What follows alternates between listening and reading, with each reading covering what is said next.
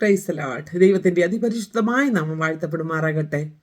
ഈ പ്രഭാതത്തിൽ എൻ്റെ പ്രിയപ്പെട്ടവർക്ക് ഏവർക്കും വീണ്ടും വരുന്നവനായ യേശു ക്രിസ്തുവിൻ്റെ നിസ്തുല നാമത്തിൽ ഞാൻ എൻ്റെ സ്നേഹത്തെയും വന്ദനത്തെയും അറിയിക്കുന്ന ഒരിക്കൽ കൂടി നമുക്ക് ഒരുമിച്ച് ചേർന്ന് കർത്തസന്നിധിയിലായിരിക്കാൻ സ്വർഗത്തിലെ വലിയവനായ ദൈവം നമ്മെ ഇടയാക്കിയല്ലോ. എൻ്റെ പ്രിയപ്പെട്ടവരെല്ലാവരും സുഖമായിട്ടിരിക്കുന്നുവല്ലോ അല്ലേ?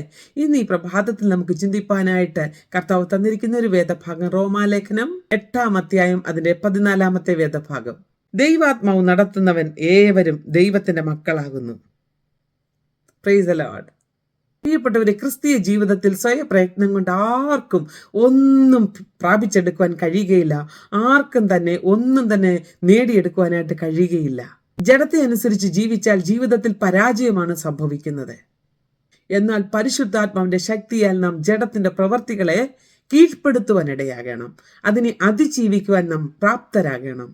നമ്മിൽ വസിക്കുന്ന പരിശുദ്ധി ആത്മാവാണ് ലോകം, ജഡം, പിശാച് ഈ വകകളെ ജയിക്കുവാനുള്ള കൃപ അമിതമായി നമ്മിൽ നൽകുന്നത്.